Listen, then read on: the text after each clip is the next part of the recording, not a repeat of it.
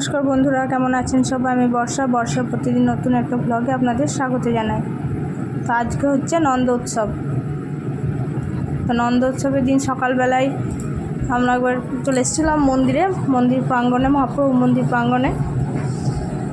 আর সেদিন নন্দ উৎসবের দিন এত গরম ছিল, এত গরমটা রেখেছে যে কি বলবো।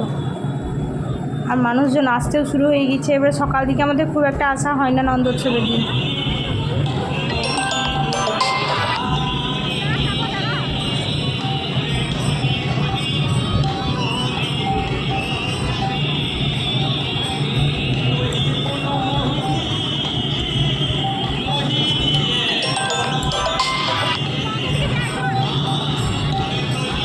কিন্তু আমরা যেহেতু বিকালবেলায় চলে যাব, যেমন যে যাই একবার প্রভুকে একবার দর্শন করে আসি, আর মেয়েকে একবার ঘুরিয়ে নিয়ে যাই। মানে যত বেলা বাড়ছে তত যেন ভিড়ও বাড়ছে। আর এখানে মহাপ্রভু এখানে নন্দোৎসবের দিন কীর্তন, জন্মাষ্টমী নন্দোৎসব দুদিনই হয়। এই মন্দির এখন খোলা ছিল। আর যত বেলা বাড়ছে তত ভক্তের ঢলও বাড়ছে। প্রসাদ বাবার সময়ও হয়ে গিয়েছে। আমরা এখানে কিছুক্ষণ দাঁড়ালাম, প্রণাম টনাম করলাম, একটু কীর্তন একটু শুনে নিলাম দাঁড়িয়ে। আর এই যে এটা হচ্ছে তমাল গাছ, মন্দিরের মধ্যে আছে, মহাপ্রভু মন্দিরের মধ্যে। আর এত গরমটাও রেখেছে দুর্ধর্ষ যে কি বলবো, মানে দাঁড়িয়ে থাকতেও পারা যাচ্ছে না বেশিক্ষণ। যেমন যে একবার যাই, চলুন গৌরাঙ্গ সাইডে এখানে খিন্নি গাছ আছে, সেখানে একবার দর্শন করে যাই। আর এখানে মানুষজন প্রসাদ পাবার জন্য বসেছে, যে প্রসাদ পাবে। মানে এত ভিড় সেদিনকে যে কোন দিকে পেরোবো রাস্তাও পাওয়া যাচ্ছে না। পুরো রাস্তা জুড়েই বসে আছে সবাই প্রসাদ পাওয়ার জন্য। এবার ওরা দেখছি যদি জায়গা না রাখে হয়তো জায়গা পাবে না, কেন কি এত মানুষজনের ভিড় বেড়েছে। আমরাও তারই মধ্যে ওই ভিড় একটু ঠেলে ভিড় সরাতে আমরা নিজে যাই একবার।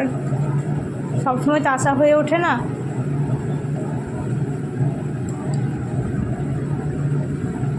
এত ভিড়, মানে কি বলবো, প্রচণ্ড ভিড় আর প্রচণ্ড সেই রকম গরম। সবাই হাতে একটা করে পাখা নিয়ে বসেছে।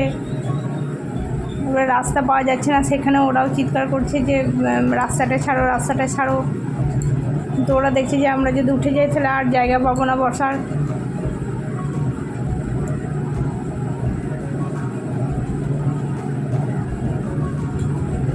আর বললাম না, যত বেলা বাড়ছে তত মানুষের ঢলও বাড়ছে।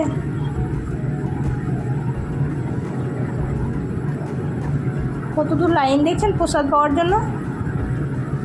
কোথায় মন্দির এরিয়ার, কোথায় একদম পুরো গৌরাঙ্গ সাইডের রাস্তা পর্যন্ত একদম প্রসাদ পাওয়ার লাইন। যে চলুন আসুন আমাদের সাথে আজ এই গৌরাঙ্গ সাইড আপনাদেরকেও দর্শন করাই। সবসময় তো আসা হয় না, যখন আসা হয়েছে এবার আমিও যখন দর্শন করছি, তখন আপনারাও করুন। আগে এই রাস্তাটা ছিল না, এখন ওই রাস্তাটা একটু বেঁধে দেওয়া হয়েছে। আগে এরকম কাঁচা, যেমন মাঠের আল হয় ওই রকমই ছিল, সেরকম রাস্তা। আর এই যে দূরে দেখতে পাচ্ছেন, এইটাই হলো সেই খিন্নি গাছ। এই খিন্নি গাছ আমাদের যা শোনা কথা, যে এই খিন্নি গাছ এইখানে আছে, আমাদের ময়নাডালে আছে আর বৃন্দাবনে আছে, আর নাকি খিন্নি গাছ কোথাও নেই। আর এইটা হলো গৌরাঙ্গ সাইড। যেহেতু এবছর জলটা তখন এতটাও বেশি হয়নি, তার জন্য জলটা অল্প একটুই ছিল। আর এই খিন্নি গাছটা চট করে নাকি কোথাও দেখতে পাওয়া যায় না, কোথাও নেই আমাদের শোনা কথা। জানি না এটা কতটা আদৌ সত্য বা কি, কোথাও পাওয়া যায় কি নামে পাওয়া যায় জানা নেই। এখানেই মহাপ্রভু বসে বিশ্রাম করেছিলেন এই খিন্নি গাছের তলায়।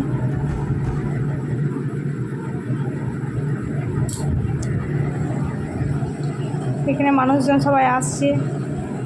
আর আমার মেয়েও গরমে, ওরও বিরক্ত লাগছে। চলো এবারে চলো।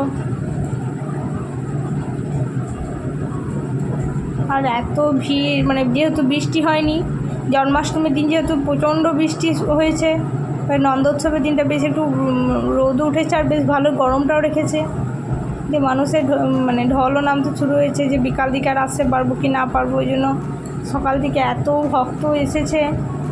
আর যেহেতু এটা প্রসাদ পাওয়ার টাইম, এবার সবসময় তো সব মানুষ প্রসাদের জন্য আসতে পারে না। এবারে জন্মাষ্টমীর সময় অনেকে আসেন, যেহেতু মেলা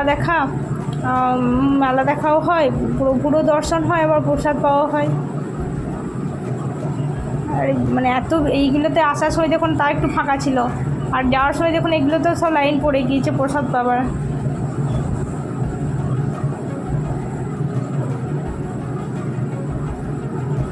আর এখানে সব মেলাতে টুকটাক অনেকে কেনাকাটা করছে।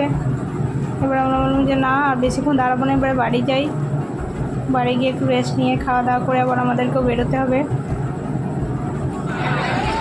এখনও কত মানুষজন দাঁড়িয়ে আছে দেখছেন, প্রচুর মানুষ, মানে প্রচুর মানুষের ভিড়। আমাদের এই জন্মাষ্টমী দুদিন প্রচুর মানুষের, বাইরের মানুষের প্রচুর ভিড় হয়।